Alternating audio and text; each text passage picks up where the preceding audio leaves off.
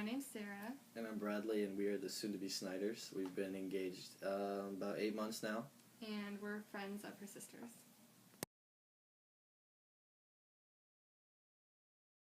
I think communication is a big one, so you can work through your problems. Definitely respecting your partner, and then probably honesty or loyalty. Yeah, I like to piggyback on respect. Respect's a big thing in relationships. And trust, too. Trust, for sure. Trusting your partner is probably the most important thing, to be honest. And then communication as well. If you can't work through anything, then you're going to have a bunch of problems and probably end up getting divorced. I would say mostly it's the basic guidelines of life. Like, we always try to stick to what we would say would be God's plan for us. So having our own relationship is very important. I definitely agree. Even though we are a couple, we both have our own individual paths with God.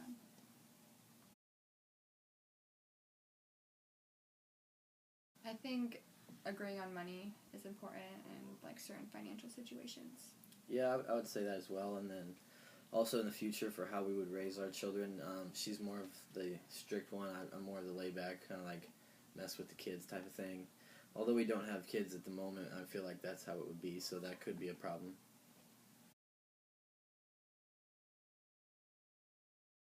Brad is super understanding and is always willing to talk things out with me.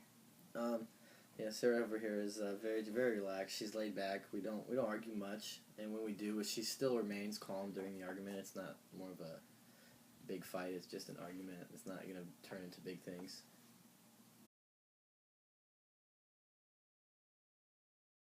Trying to compromise on issues and things like that, I feel like is a common conflict. Yeah, compromising for sure. Especially right now, we're planning a wedding, so compromising on that, financial things, bills will definitely be a problem, probably.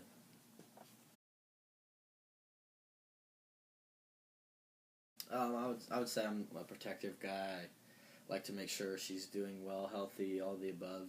Just make sure she's doing the best she can at all times. I'm very protective over my fiance. I would say I show love by being super affectionate. Also trying to make sure he's still happy and healthy, though, as well. I suggest always trying to work through your problems and build from it instead of just giving up and leaving, and continuously building your relationship with God. Yeah, I would agree with that as well. And then be a team, be cohesive. You guys don't want to have the mom versus dad. That's just not going to work together. So being on each other's side, having each other's back, that's very important in keeping a marriage strong.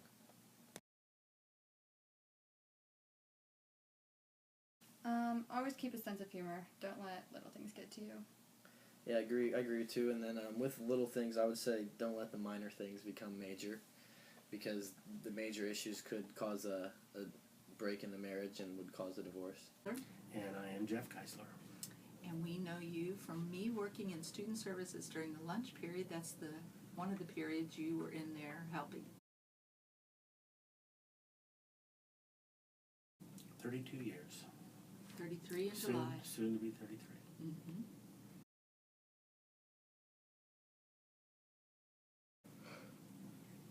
Let's see, honesty. Yeah, communication. Communication, I think, is one of the biggest ones. Mm-hmm. And Trust. trust, yes. Yes.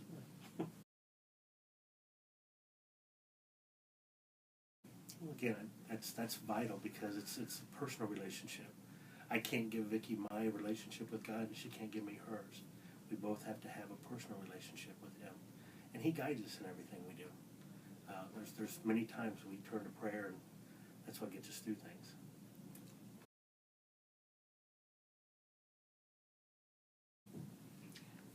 Money you have to talk out, but to me, one of our things we had to work on was agreeing and disciplining and raising children. The pros and the cons of how we were going to do it. You can't have the kids playing you against each other. Vicki is very patient, very loving, very kind, and you need all those things in a relationship. So that's what's kept it strong. And I think humor and your compassion has helped.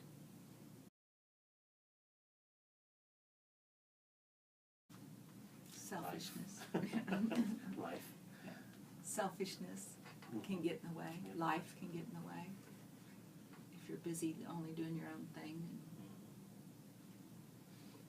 Family can be the glue that holds it together, or it can be what breaks it apart. You just can't allow that. Sometimes in-laws can get in the way when you speak of family. True.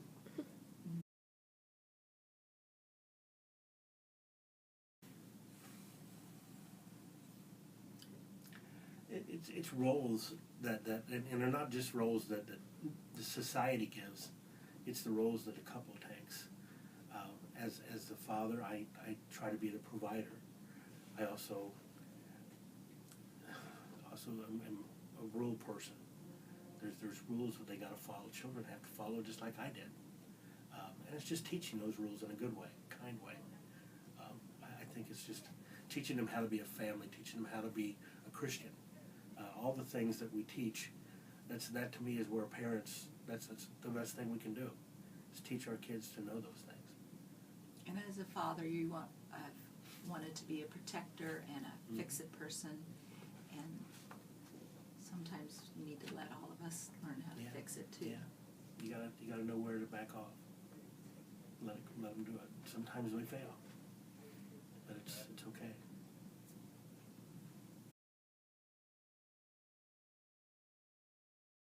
2 words: listen and talk. Talk things out. Make sure that when so many couples this day and age, they fight all the time, and they get mad and they go to different directions. You can't do that. I mean, you may need to for a little bit, but you need to talk things out. You need to always open up and say your feelings and be honest. And the secret to listening is listening to what they're saying, not trying to think of what you want to say while they're talking, because that's not real listening. What are you laughing about? Always putting the other person first, having the attitude that marriage is a full-time job is very, very helpful. Mm-hmm. It's a good job, but it's a full-time job. Mm-hmm.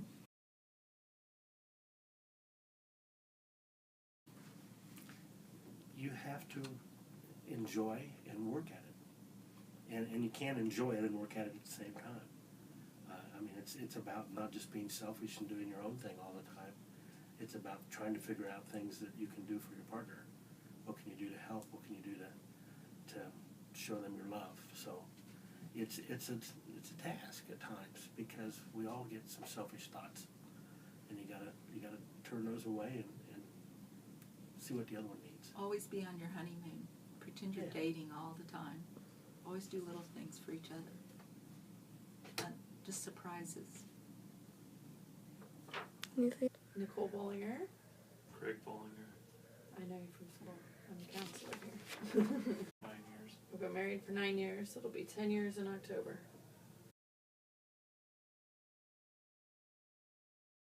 Characteristics: honesty, Trust. communicating. I'd say that's pretty good. I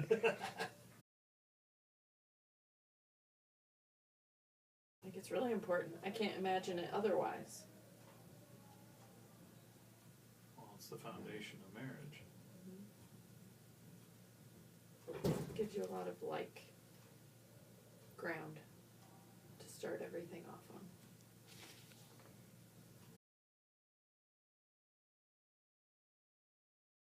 I know what you'll say first. Money. Children, how you want to raise your children. What family traditions you want to carry on or blend.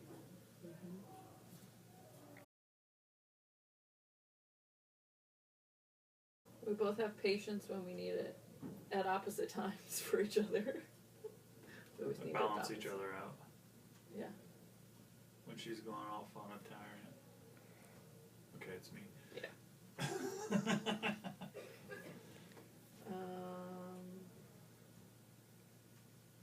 And stubbornness.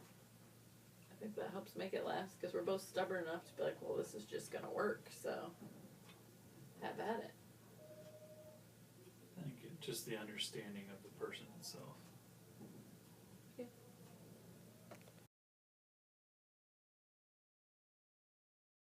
funny. It is. I know. Sounds In-laws. Oh. Kids. Kids, yes. Everybody thinks kids make it better. Kids are stressful. So, And 24/7. I mean, the two of you have to be good because kids don't make it better. Kids make it more stressful. So ultimately, you got to be able to work with the person standing next to Well, you. you have to communicate with the kids too. Yep. About the kids. Otherwise, you get in trouble. Yep. And they like to play each parent off on each other. You have to communicate. Yeah. Yep. I think you're a fixer. Like, you show love by, like, Just taking care of it. yeah, trying to make it better. So, like, if I vent, you want to make it better. I think you're a fixer. You're more physical. I'm a hug. Yeah. Or a cuddle. Yep. Yep.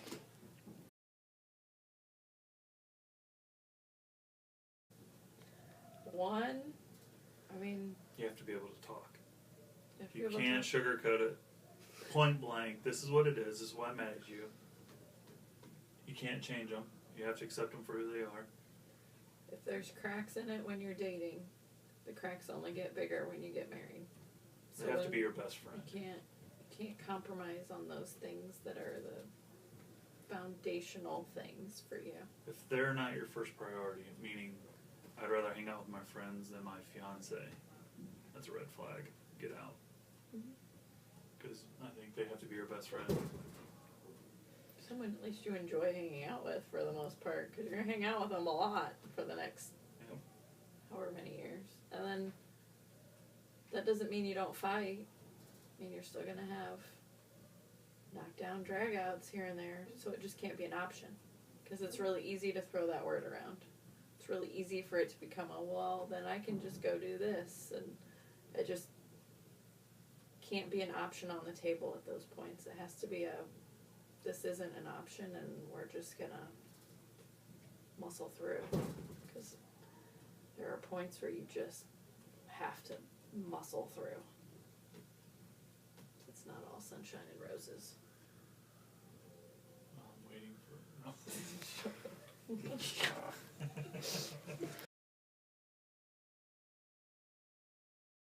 I don't know. Do you have anything?